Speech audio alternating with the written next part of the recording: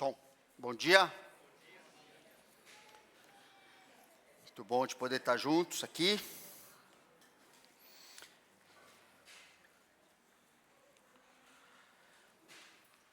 O pastor Pierre está de férias essa semana, já 15 dias.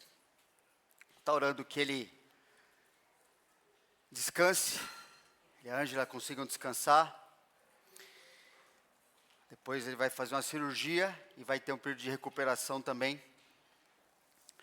Então esteja orando. A gente está retomando hoje a nossa série no Evangelho de Lucas, uma exposição no Evangelho de Lucas. Nosso compromisso com Cristo, que significa seguir a Jesus. Na primeira mensagem dessa série, nós vimos que seguir a Jesus é uma caminhada cristã normal, é uma subida árdua, mas não como uma imposição ruim, mas é uma caminhada libertadora, porque viemos de uma vida muito baixa, enquanto não conhecíamos a Deus, mas vida escravizada ao pecado, a gente sabe disso, e o nosso alvo agora é vivermos com o Altíssimo, com o nosso Deus, com Deus eterno. Por isso as exigências em segui-lo confrontam diariamente a lealdade do nosso coração. A briga está ali, não é?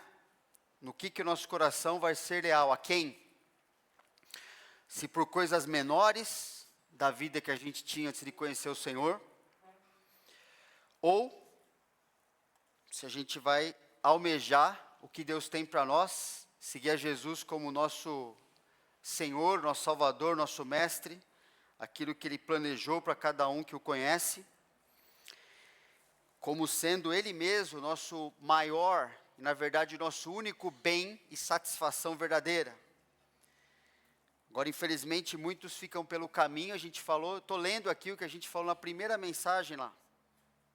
Muitos ficam pelo caminho, porque preferem dizer não ao Senhor, ao invés de negarem a si mesmos. E para que o nosso compromisso se torne inabalável, ponto mais fundamental é conhecer e admirar aquele que nos salvou, se tornou nosso amigo, o dono da nossa vida, aquele que realmente tem o que é melhor para nós. Na última mensagem,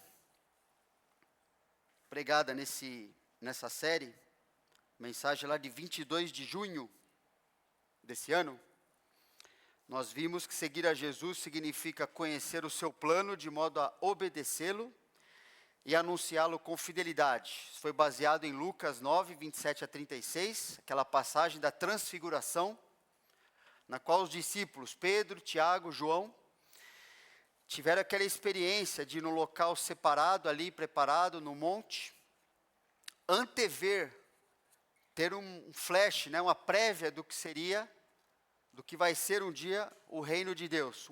Uma partezinha pequena, vendo Jesus em sua glória, mas nesse momento, conversando ali com Moisés e Elias, conversando sobre a sua morte, deu uma certa confusão na mente dos discípulos ali, porque eles já queriam, lembra, estabelecer o reino ali, fazer 3 tendas. A gente estudou que fazer as tendas significava justamente estabelecer uma festa dos tabernáculos, que é parte do reino milenar que vai acontecer. E Jesus falou, não é, calma, não é bem assim, né? Eles estavam confusos nesse sentido. Essa experiência na nuvem envolvendo ali, e a voz do Pai, falando para eles que eles deviam obedecer ao Filho, também manifestação da presença de Deus inconfundível, no meio daquela confusão que eles estavam tendo na mente deles. E é isso que importa, Deus mostrou ali, que eles deviam continuar vivendo em obediência ao Senhor Jesus, que estava presente ali com eles. Então, a mensagem de hoje significa, seguir a Jesus significa se manter dependente de Deus e sua palavra. O trecho seguinte, Lucas 9, 37 a 42, diz o seguinte: no dia seguinte, justamente seguinte ao que eles tiveram essa experiência da transfiguração, ao descerem eles do monte, veio ao encontro de Jesus grande multidão. E eis que dentre a multidão surgiu um homem, dizendo em alta voz: Mestre, suplico-te que vejas meu filho, porque é o único. Um espírito se apodera dele, e de repente o menino grita, e o espírito atira por terra, convulsiona-o até espumar. Dificilmente o deixa, depois de o ter quebrantado. Roguei aos teus discípulos que o expelissem, mas eles não puderam. Respondeu Jesus: Ó geração incrédula e perversa, até quando estarei convosco e vos sofrerei? Traze o teu filho. Quando se ia aproximando, o demônio o atirou no chão e o convulsionou, mas Jesus repreendeu o espírito imundo, curou o menino e o entregou a seu pai. Vamos orar? Senhor Deus, agradecemos, porque o Senhor é o nosso Deus. Agradecemos pela nossa vida com o Senhor, porque todos aqui são pecadores. Nós somos pecadores que de jeito nenhum queríamos o Senhor, mas o Senhor foi atrás da gente, abriu nossos olhos, mostrou nossa condição, nos salvou, nos perdoou, nos adotou como filhos, filhas de Deus, nos deu um relacionamento transformador daí para frente. Agradecemos pelo privilégio de lermos, até mesmo pelo privilégio de termos a Tua Palavra, de possuirmos um exemplar da Tua Palavra. Muitos cristãos não têm o que nós temos. Te agradecemos por isso, pelo privilégio de poder compreender a Tua Palavra e poder aplicar nas nossas vidas, na vida dos outros, podermos andar com o Senhor nesse mundo. Pedimos que o Senhor continue nos instruindo, por meio da instrução, formando convicções profundas na nossa vida, mudando o nosso caráter, que a gente continue vivendo como discípulos, discípulas do Senhor. Que nós te agradecemos em nome de Jesus. Amém. Então, no que se refere aqui esse dia seguinte, é justamente a essa experiência que eles tiveram na transfiguração. Mas agora eles desceram do monte, encararam a realidade da vida e do ministério para o qual estavam sendo preparados por Jesus. E a gente tem aqui um pai desesperado pelo estado deplorável de seu filho único, dominado, subjugado por um demônio. Apesar de Lucas, lembra Lucas, que está registrando aqui, ele era um médico. Inclusive, parabéns aos médicos, foi dia do médico ontem, né? Então, agradecemos a Deus pela vida de vocês também. Apesar de Lucas ser um médico, ele deixa claro que o sofrimento físico daquele jovem era devido à possessão demoníaca. Nesse caso, ok? Todos os problemas físicos, inclusive destacados na mesma passagem dos outros evangelhos sinóticos, lá em Mateus 17, vai receber material depois, tá bom? Não se preocupa com isso. Mateus 17 e Marcos 9, que são as passagens paralelas, todos esses problemas físicos aqui, que quando você junta todos os evangelhos ali, você vê que o rapaz, ele estava mudo, surdo, com convulsão, ele estava sofrendo um tipo de mania, estava maníaco, com sintomas semelhantes à epilepsia, com ataques, desequilíbrios emocionais, definhamento geral de sua saúde e aparência. Tudo foi registrado ali nos evangelhos, como sendo todos causados por um problema espiritual, que era essa possessão demoníaca. Não significa que todas essas coisas sempre são causadas por problema espiritual, certo? A gente sabe disso. Inclusive, a gente, quando lê um pouquinho sobre isso, até mesmo certos tratamentos que aconteceram na história foram confundidos com possessão demoníaca e o paciente sofreu muito mais por causa disso, não tinha nada a ver uma coisa com a outra. Mas era assim que este rapaz estava sofrendo. É por causa disso, nessa situação. E estava sofrendo no evangelho de Mateus ou Marcos, se não me engano, um dos dois lá, não lembro agora, mas fala que estava sofrendo desde a sua infância com isso. Ele não era mais uma criancinha, ele já era um jovem. Estava sofrendo desde pequenininho com isso aí. Tanto é que quando Jesus o livrou da possessão demoníaca, ele o devolveu a seu pai, plenamente curado de todo esse mal, todo esse conjunto de mal que ele estava sendo afligido há muitos anos. Agora, este pai pediu ajuda daqueles que conheciam Jesus, e eles não puderam fazer nada. E é isso que Jesus, a indignação de Jesus tem a ver com isso. Quando alguém pede ajuda para um cristão, para nós, devido a alguma situação que é tratada na Bíblia, mesmo que essa pessoa não saiba, ao pedir essa ajuda, nós sabemos que ela está num dilema sobre, será que Deus tem resposta? Será que Ele tem solução? Será que Ele é capaz de dar sentido e cura aquilo que eu estou enfrentando? Mesmo que a pessoa não saiba disso, nós cristãos sabemos que é disso que ela está, é isso que está na cabeça dela. Ok? Por sermos pecadores, normalmente essa busca de ajuda, de pedir ajuda de Deus via um cristão, ela ocorre após a pessoa ter esgotado tudo que ela tentou, com a própria força ou com os próprios recursos dela ou dos outros, enfim. Mas de qualquer forma, ainda que a gente não saiba tudo sobre aquela situação, e nem sempre é muito claro o que está acontecendo, quantos por cento ali é espiritual, é emocional, é físico somente, enfim.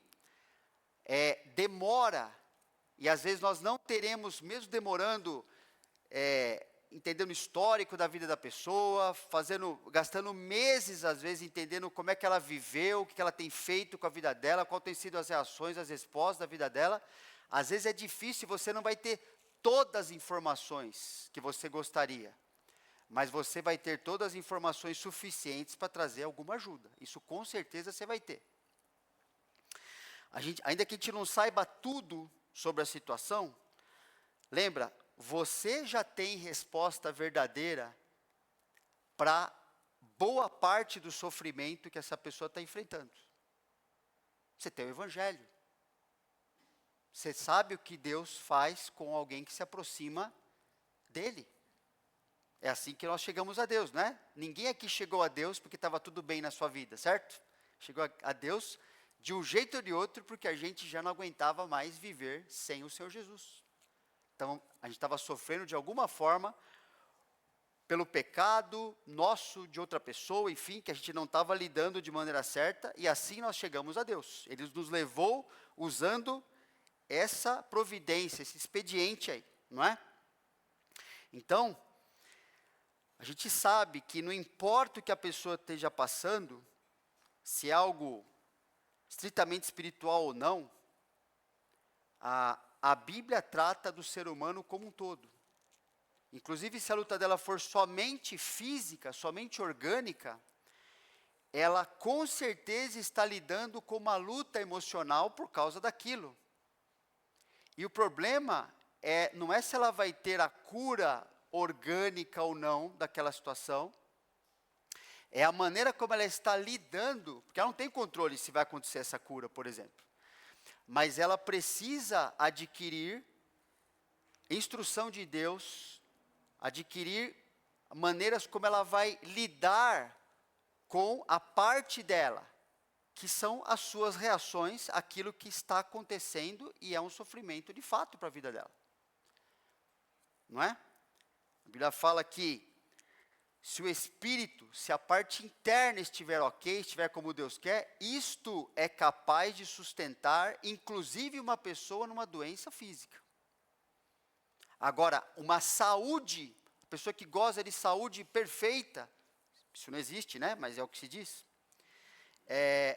Com a sua parte espiritual estragada, ela pode ter a saúde que ela quiser. Ela não vive bem. ela não tem qualidade de vida, mesmo que ela tenha uma saúde de ferro. E ferrugem, né? Também. A gente pode conduzir e deve conduzir essa pessoa ao Senhor, e o nosso envolvimento, então, é fundamental para as pessoas que pedem ajuda. A gente sabe disso, e a gente tem a responsabilidade, sabendo disso, de oferecer ajuda bíblica, ou seja, todo o conselho de Deus relacionado à vida, à situação daquela pessoa, incluindo, muitas vezes o que é mais importante é relacionar a palavra de Deus à necessidade que a pessoa trouxe, porque normalmente o que a pessoa trouxe como a sua necessidade principal não é, de fato, o que ela mais precisa para continuar indo em frente. Porque ela está sofrendo, ela está confusa, ela precisa de ajuda. Entender que assim, sua visão precisa ser um pouquinho corrigida para que você agora a gente aplique o trabalho todo para aquilo que realmente Deus quer fazer na sua vida. Agora é importante nisso aqui que, percebe, no início do capítulo 9 de Lucas, do mesmo capítulo de Lucas aqui, os 12 discípulos foram enviados por Jesus com poder e autoridade para curar os enfermos, expelir os demônios e pregar o evangelho do reino de Deus. E eles cumpriram sua missão, voltaram ali animados, fizeram o que tinha que ter sido feito. Cerca mais ou menos de 10 meses depois, essa situação com esse pai aqui, né? Mais ou menos 10 meses, menos de um ano, temos essa situação em que não puderam expulsar o demônio que estava destruindo a vida daquele jovem e toda a esperança da família dele. Então Jesus, ao ouvir a notícia de que seus discípulos não tinham conseguido expulsar o demônio, usou das palavras duras. Ele diz: ó geração incrédula e perversa, até quando estarei convosco e vos sofrerei? Isso é algo interessante, a gente tem uma visão de Jesus que ele está sempre assim, né? Ou podemos ter uma visão equivocada, né? Que ele está sempre assim, falando o mesmo tom de voz, não importa o que aconteça, ele está sempre com o mesmo rostinho assim, singelo. Não é uma pessoa que faz isso é mentira, né?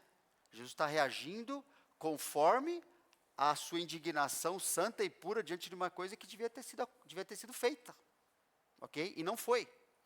A palavra incrédulo e perverso significa, ó geração de descrentes e desviados da verdade, respectivamente.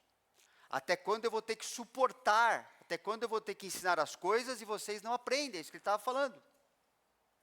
Jesus, puro, santo, com todo o seu amor, está falando, vocês deviam ter feito algo e não fizeram.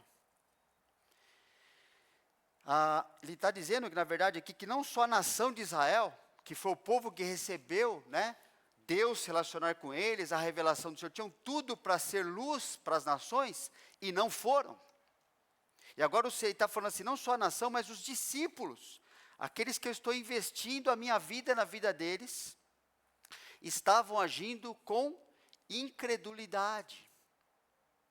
É isso que ele fala, ó geração incrédula e perversa. Esse é o problema, Jesus vai explicar mais para frente que esse é o problema. Como se Deus não pudesse resolver aquela situação por meio do nome de Jesus, que eles tinham 10 meses antes usado para fazer o que eles deviam fazer. Eles haviam sido treinados por Jesus, eles praticaram o seu treinamento, e por causa do nome de Jesus puderam ajudar as pessoas ao redor, mas nesse momento não estavam fazendo o que deviam. E nas passagens paralelas dos evangelhos de Mateus e Marcos, que está aí, então a gente vê que nós temos o motivo de não terem sido úteis naquela situação. Vou ler, né? Passagem que está aí. Então os discípulos, no final ali, aproximando-se de Jesus, perguntaram em particular, por que motivo não pudemos nós expulsá-lo? E ele lhes respondeu, por causa da pequenez da vossa fé. Pois em verdade vos digo que se tiverdes fé como um grão de mostarda, direis esse monte, passa daqui para acolá, e ele passará, nada vos será impossível. E aqui, entre colchete, é uma discussão, né, no texto original, né, isso aqui só consta dos textos aqui mais recentes, das cópias mais recentes. Nessa caça não se espere senão por meio de oração e jejum. Mas em Marcos, a informação, ela está confirmada. né, que Jesus fala qual é o motivo. Quando entrou em casa, os seus discípulos lhe perguntaram em particular, por que não podemos nós expulsá-lo? Respondeu-lhes, esta casta não pode sair senão por meio de oração. E jejum, questionável, mas a oração, Jesus falou que é isso que era o problema. Os discípulos não tiveram confiança em Deus, e por isso não oraram a Deus por aquele rapaz. Naquela situação, para eliminar aquele problema, aquele demônio, o sofrimento da sua vida, tal como eles já tinham feito 10 meses antes, em várias outras situações. Jesus falou, por que vocês não fizeram isso que vocês deviam ter feito? Bastava falar com Deus, buscar a Deus por causa daquela situação, e Deus ia responder, vocês sabem disso.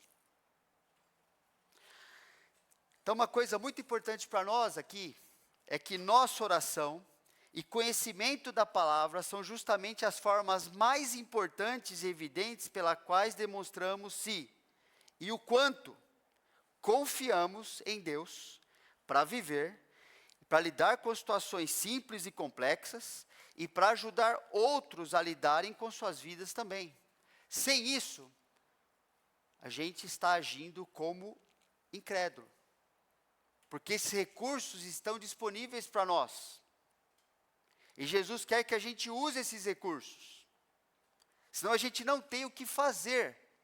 Não tem o que ajudar as pessoas, assim como a gente foi ajudado e continua sendo ajudado na nossa vida todo dia. Quando você e eu não gastamos tempo orando e aprendendo o que Deus diz na Bíblia, para nós mesmos e para outras pessoas nas suas situações,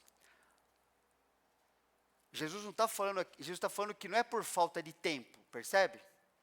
Mas é por falta de confiança em Deus, ou seja, por incredulidade. Esse é o problema.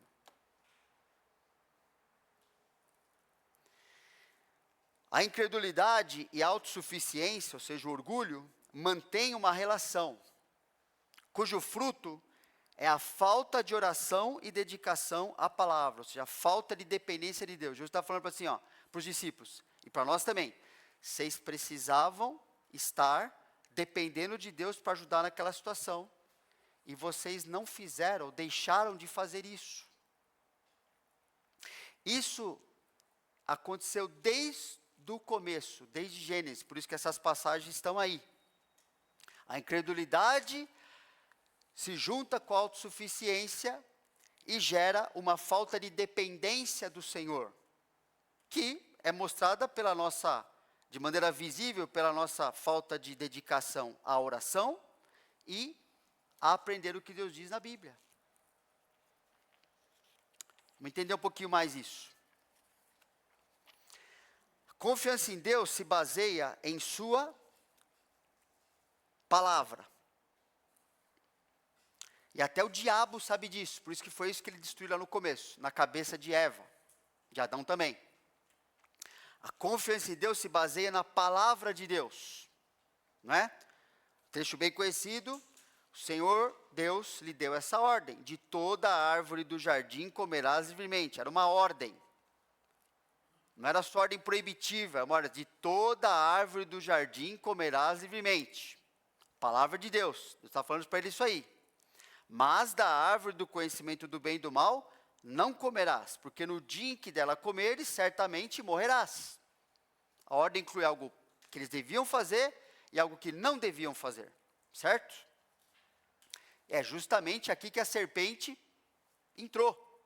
Mas a serpente, mais sagaz que todos os animais selváticos que o Senhor Deus tinha feito, disse à mulher, é assim que Deus disse, não comereis de toda a árvore do jardim? Percebe toda a distorção? Mas a preocupação do diabo é sempre essa, distorcer a palavra de Deus na tua cabeça e na minha. Porque se ele faz isso, ele já conseguiu o que ele queria. Daí para frente, a nossa natureza dá conta do recado. Agora lembra, Adão e Eva não tinham natureza pecaminosa.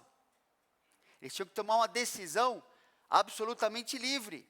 Se iam obedecer o que Deus falou, ou se iam permitir que aquela distorção fizesse parte do seu raciocínio. E a gente sabe que, infelizmente, foi isso que aconteceu. Uma vez que a sua palavra é questionada em nosso coração, e não rejeitamos esse questionamento, acreditamos em nossa autossuficiência. Esse é o caminho. Por meio do que a gente acha, por meio do que a gente sente, por meio do que a gente deseja. É exatamente isso que Eva fez, não foi? Vendo a mulher, então eu creio, eu acho certas coisas, para mim faz sentido isso aqui. Vendo que a mulher que a árvore era boa para se comer, percebe os seus sentimentos agora?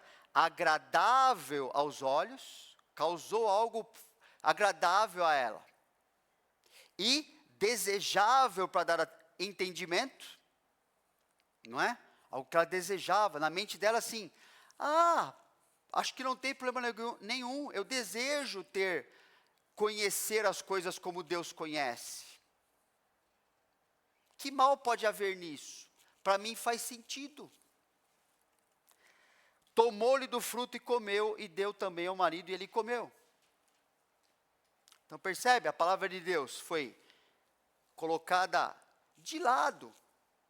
Mas percebe, Eva não foi rebelde, eu quero rejeitar a palavra de Deus. Não foi isso que ela fez. Simplesmente, uma distorção começou a fazer parte do seu raciocínio. E ela não rejeitou aquilo, falou, peraí, para com essa conversa aqui. Deus falou uma coisa, não me interessa outra coisa, é o que ele falou e acabou para mim. Isso aqui é suficiente para mim, fim de papo. Não, começou a fazer parte do que ela achava, do que ela queria, do que lhe parecia ser o melhor para ela. Não é assim que a sociedade nossa vive, depois da queda? O que parece, não é assim o livro de Juízes. Nossa sociedade, gente, é muito pior do que o livro de Juízes na Bíblia. O livro de Juízes, aquela história que viveu parecendo que era melhor a cada um aos seus próprios olhos, né? Que já é uma baita insensatez, no livro de Provérbios, Salomão fala isso. A nossa sociedade está bem mais avançada na sua insensatez, porque pecados que foram colocados no livro de Juízes, né? Como, por exemplo, aquele abuso sexual, esquartejamento daquela mulher, do sacerdote ali, na nossa sociedade hoje, está avançando para que esse tipo de coisa culpe a vítima e não o culpado, por exemplo. Que isso, para ter algo como assim, não, mas é assim, aconteceu.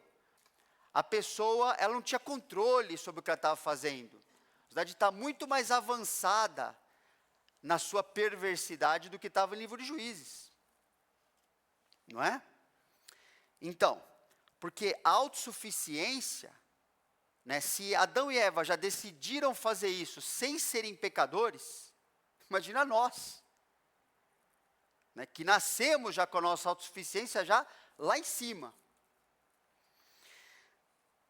Então, essa autossuficiência faz a gente olhar para as coisas, interpretar conforme o nosso desejo, nossos sentimentos, o que eu acho ou deixo de achar, e assim a gente vive, infelizmente. Por quê? Porque a palavra de Deus, depender de Deus, buscando Ele em oração e na Bíblia, aquilo parece que é pouca coisa. Essa semana mesmo, conversando com a pessoa, ela falou justamente isso. Falou assim, mas não me venha com esse negócio de falar de novo, de que a palavra de Deus, de que assim, se isso não é suficiente para convencer você, acho que eu vou falar o quê? Se a palavra de Deus, usada pelo Espírito de Deus, não convencer seu coração, assim, quem sou eu? Está se preocupando com o quê?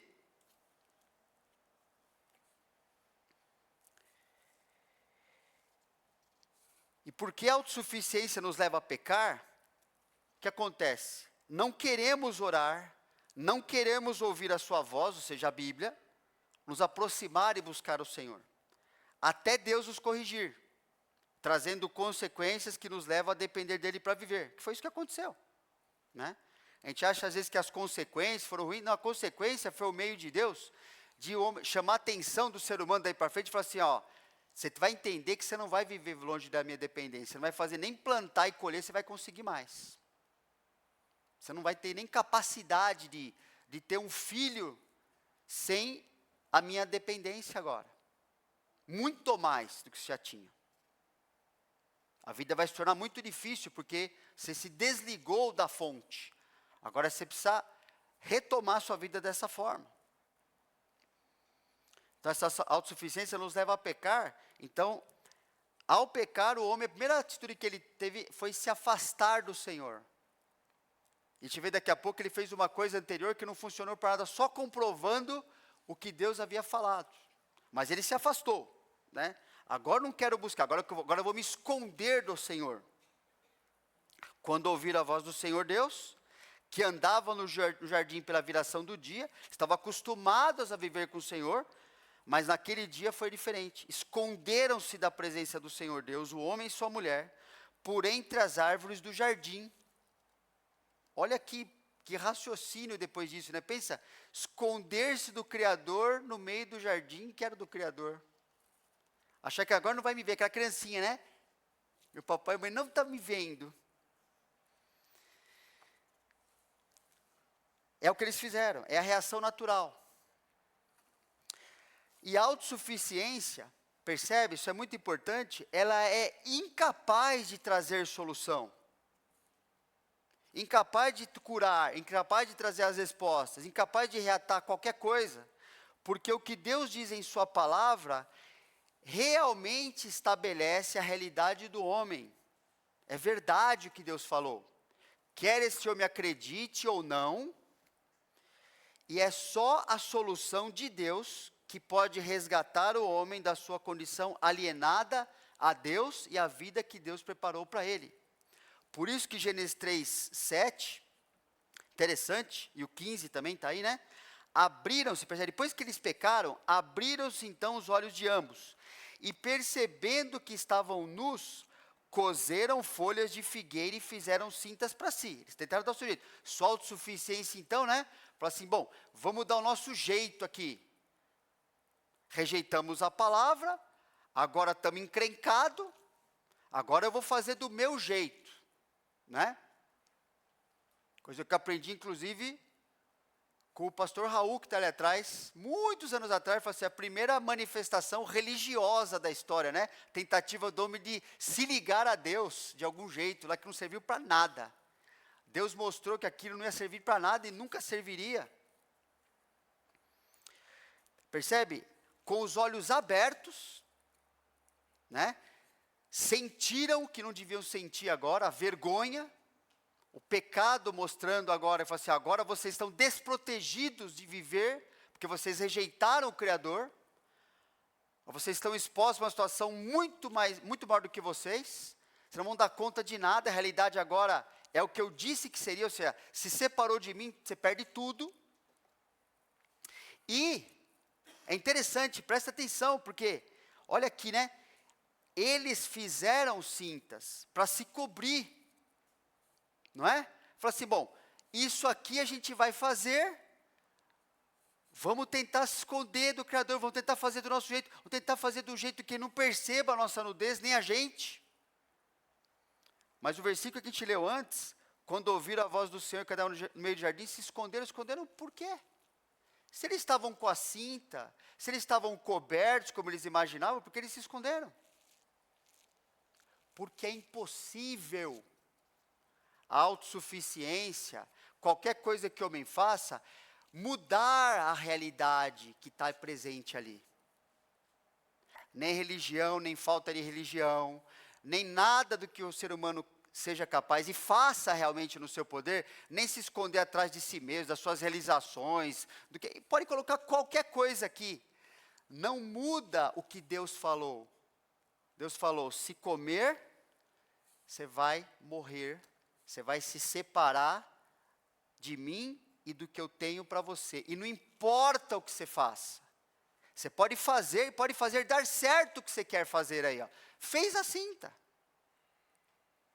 E o que adiantou? Ele mesmo teve que se esconder. Não foi Deus que falou assim, ó, se esconde que eu estou vendo você. Não. Percebe? Ele fez e ele mesmo se escondeu. Ué, se você está coberto, por que fazer isso? A sensação era real, porque a realidade é o que Deus falou, acabou, não tem como sair disso. E somente a solução de Deus, por isso que no versículo 15 está aí, né? Porém, inimizade entre ti e a mulher, entre a tua descendência e o descendente, este te ferirá a cabeça e tu lhe ferirás o calcanhar, falando de Jesus e Satanás, a gente sabe disso. Só Deus agindo daí para frente, na história, até trazer o Senhor Jesus, para realmente mudar a realidade dessa pessoa e de todos nós. Podia se cobrir com o que ele quisesse. E uma coisa interessante que, daqui a pouco ele ia perceber também, quando ele colheu aquela folha ali, tirou a folha da árvore, vai passar um tempinho, aquilo apodrece, vai ter que tirar outro, aquilo apodrece, vai ter que tirar outro, e assim vai viver. E não vai mudar nada o que ele sente lá dentro, da sua sensação de que diante de Deus eu estou nu, eu sou envergonhado diante dele, eu estou devendo.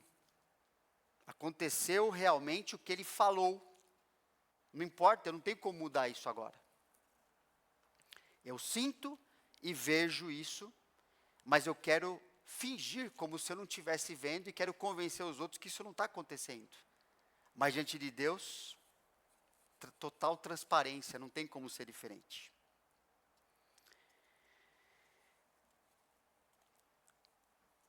Então a autossuficiência é incapaz de trazer solução. Porque o que Deus diz, a sua palavra estabelece a realidade do homem. Ele pode crer, pode não crer, não muda nada. Quando ele vem com problema, quando ele vem com qualquer coisa, ele está falando, eu não sei nem pensar e muito menos dar conta da realidade. Eu não tenho o que fazer.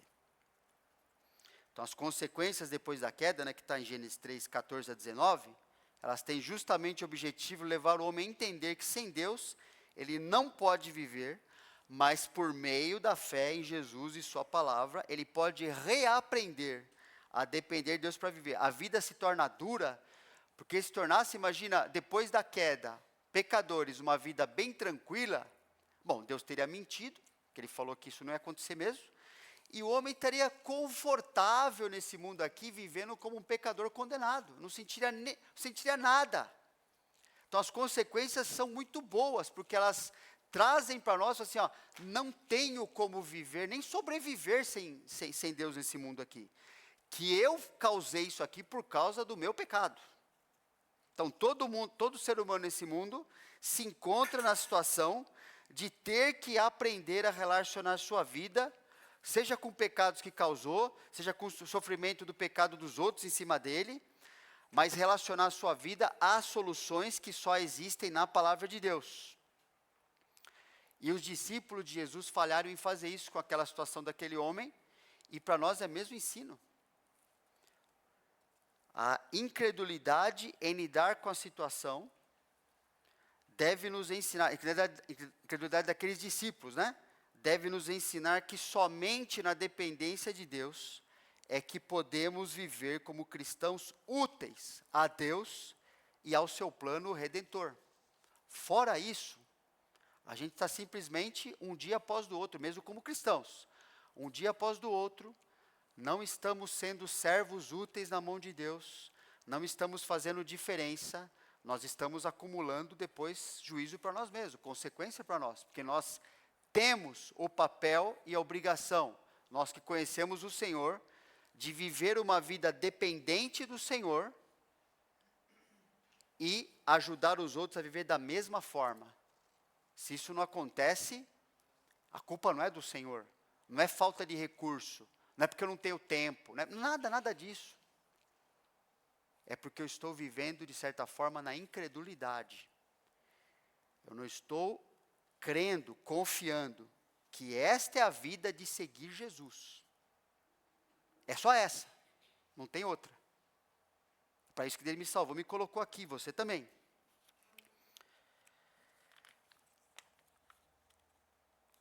Pensar em algumas aplicações. Você ora para poder viver. Não é só ora quando as coisas estão ruins. Você ora para poder viver. Lembrando a oração, né? Dependência de Deus. Os discípulos foram repreendidos e falaram assim, por que vocês não fizeram o que tinham a fazer? Vocês sabiam o que tinham a fazer. Me busca. Clama a mim. Para viver. Que a vida é fácil a gente, né? A coisa, principalmente quando não está acontecendo muita coisa diferente, a gente achar assim, não, mas orar, falar com o Senhor, é quando tem algum problema.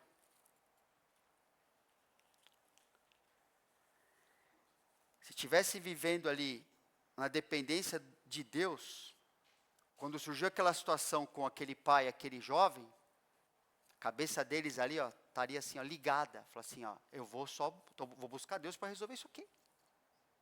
E teriam sido eficazes, como já foram antes.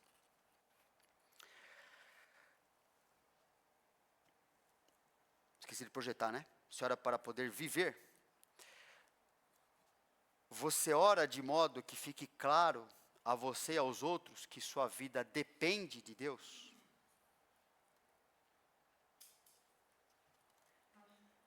Porque eu sei que muitas e muitas vezes, minha oração diária é 5 minutos. E não deve ser assim, está errado. Eu não vivo só 5 minutos por dia. Eu devia orar mais que isso. Eu quero para mim e para os outros. Né? Tenho pensado que às vezes a gente vivendo nesse tempo que a gente vive, né? É porque a gente vive assim, né? Os cristãos, né? Bom, sempre foi, mas assim, há maneiras novas, diferentes, assim, mais criativas de mostrar que o cristão, ele é meio bobalhão na sociedade, né? Que ele não sabe das coisas, que ele acredita, né, em coisas que não fazem muito sentido, né? Então, assim, a sociedade pensa nisso a nosso respeito, a gente sabe disso. Pensa até coisa muito pior que isso, a gente sabe também. Mas, é engraçado como às vezes pode acontecer, aquilo que a gente já falou também nos evangelhos, né? Um tipo de vergonha que pode haver do Senhor, no fato da gente muitas vezes, a gente sabe, né? Acontece uma situação, está conversando com alguém, a gente sabe assim, até surge assim, ó, eu devia orar por isso, mas a gente não faz. A gente não fala assim, não, mas se a pessoa vai falar uma coisa dessa, vou orar, a pessoa, o que ele vai pensar de mim? Né? Engraçado como o Senhor Jesus, né? Pessoa perfeita, que é o nosso modelo, segura de quem Ele é. Jesus é seguro em quem Ele é em Jesus, em Cristo. Né? Seguro no seu relacionamento com o Pai, não tinha vergonha nenhuma em parar qualquer coisa que estava fazendo, diante de qualquer situação, e parar ali, orar, interromper aquilo para buscar o Pai. E Ele é Jesus. Ele sabe tudo o que deve fazer direitinho. Não tem nenhum pecado e nunca terá. E nós que não sabemos de quase nada, a gente vai tocando, um dia atrás do outro, e fica claro para nós e para os outros que a gente depende pouco de Deus. Precisamos aprender a depender mais, não é? Você considera que sem a oração, suas intenções e ações não podem atingir o que Deus quer para as situações que acontecem na sua vida? Né? Você pode até fazer acontecer algumas coisas. Mas como você, ao fazer aquilo que você faz, que eu faço, como é que aquilo vai atingir o que Deus quer para aquelas situações? Por exemplo, estou aqui pregando a palavra de Deus. Eu posso fazer isso, não posso? Todo domingo, Deus permitiu, eu venho aqui, se Deus permitir, tá vendo? Deus, mas assim, vamos supor que eu venho aqui, né? Estou nem para Deus, aí falo assim, vamos abrir a palavra, a gente começa a estudar aqui. Eu posso fazer essa ação, mas eu não sou capaz de jeito nenhum de fazer com que esta ação de estarmos juntos diante da palavra de Deus alcance o coração, transforme as pessoas. Tenho nenhum papel, nem poder, muito menos de fazer isso. Mas Deus tem. Deus pode. Então, se eu simplesmente me dedicar a fazer uma ação, e não orar, não buscar depender de Deus para que aquilo alcance o objetivo que Ele preparou, aquilo é inútil muitas vezes. Para mim. Às vezes para vocês. Então é importante a gente entender assim, mesmo boas intenções e ações muito boas, elas não vão atingir o que Deus quer, a menos que Deus intervenha naquilo. por isso a gente precisa orar. Inclusive tem uma passagem em Atos, você está pensando nessa questão de expulsão ali de demônios, né? Lembra? Aqueles judeus que foram tentar expelir o demônio ali, né? Em Atos 19, eu te expulso por quem Paulo prega. Conjuro em nome de Jesus. Por quem Paulo não tinha relacionamento nenhum com Deus. O demônio deu um pau nos caras ali e deixou todo mundo pelado. É o que o texto fala, certo? Falou assim, ó, você não sabe nada aqui, não submeta a nenhum de vocês. Então assim, Paulo eu conheço, Jesus eu conheço, mas vocês não são nada. Então, de certa forma, aquele pessoal que não conhecia Deus, de certa forma os discípulos que conheciam a Deus, tiveram um resultado parecido. Aquele demônio estava deitando e rolando na vida daquele jovem, e aqueles que podiam fazer alguma coisa, não se envolveram nem orar a Deus para fazer algo.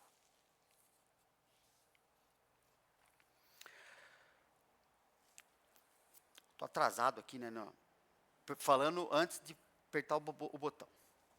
Mas tá bom.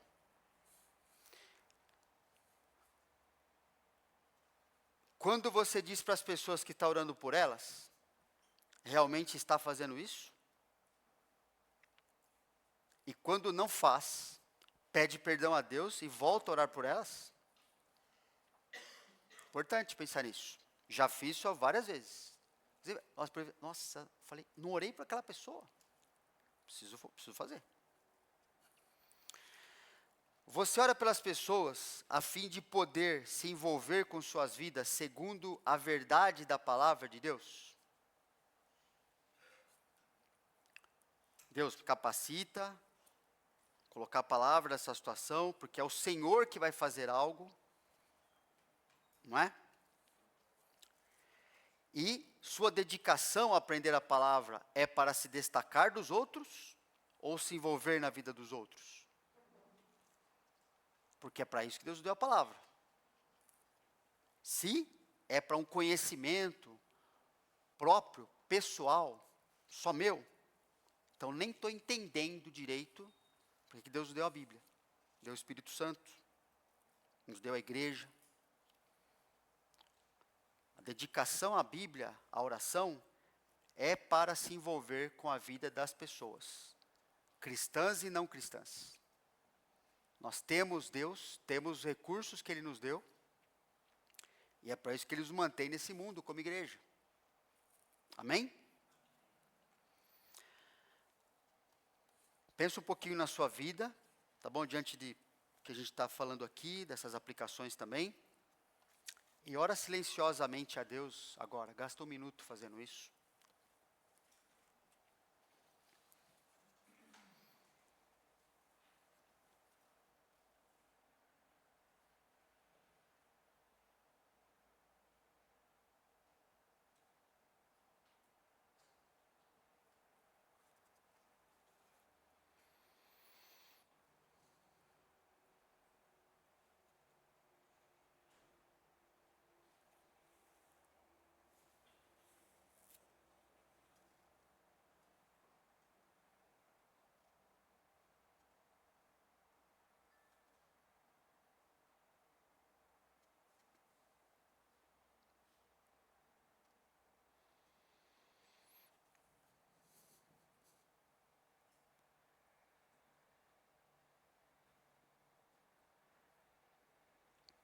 Senhor, nós te agradecemos, porque o Senhor tem nos capacitado a vivermos como discípulos. Temos Jesus como nosso modelo, temos a Tua palavra completa em nossas mãos, Teu Espírito, temos acesso a Ti, temos condições de viver uma vida com nossos pecados acertados, em comunhão com o Senhor, comunhão com os outros. Temos tudo que nós precisamos, como diz a Tua palavra, para a nossa vida e piedade. Pedimos que cada um aqui, Senhor, se empenhe em viver dessa forma. entendendo que sem a dependência do Senhor não vai acontecer nada. O Senhor Jesus falou em João 15, a gente sabe que sem Ele a gente não vai fazer nada, nada que tenha valor ao Senhor. Pedimos então que a gente tenha muito mais dedicação a gastarmos um tempo bem pensado, preparado, gastar um tempo com o Senhor diário, tempo para a gente pensar em nossas vidas, avaliar nossa vida diante da Tua Palavra, corrigir o que é necessário, planejarmos como é que a gente vai viver numa situação ou na outra, de maneira bíblica, obedecer de fato aquilo, conhecer Tua Palavra para nós e para ajudar pessoas, não nos acovardarmos diante de situação nenhuma, porque não existe situação nenhuma onde Tu deixa de ser o Senhor de tudo aquilo que está acontecendo. Tudo está debaixo da Tua completa soberania, controle, poder, debaixo da Tua verdade, Senhor. Não existe nada que escapa à luz da Tua Palavra. Nos ajuda a conhecer, para que a gente possa se envolver biblicamente na vida das pessoas. Trazer o conselho do Senhor, não as nossas impressões, não o que a gente acha, não muito menos coisas que a gente pode falar para que as pessoas queiram ficar conosco, gostem de nós. Isso não tem valor, isso não tem importância. Isso na verdade é meio vil, de usar do sofrimento humano para se autopromover. Nos livra disso, Senhor. Nos dá a ousadia, a coragem do Teu Filho, para vivermos como Ele, para fazermos diferença. O Senhor Jesus prometeu que aqueles que fossem dele fariam o que Ele faz. Fariam, se importariam, se envolveriam do jeito que Ele se envolveu, exceto sua morte redentora. Agradeço por cada um que está aqui, que separou esse tempo para estarmos juntos. Que o Senhor continue edificando as nossas vidas e nos alinhando à Tua verdade, à Tua vontade, para vivermos de maneira bem útil ao Senhor nesse mundo. Nós temos as respostas, nós temos o poder do Senhor conosco. Nos ajuda a viver para o Senhor, como discípulos. Estamos aprendendo o que significa seguir o Teu Filho. Pedimos isso em nome dEle. Amém. Intervalo.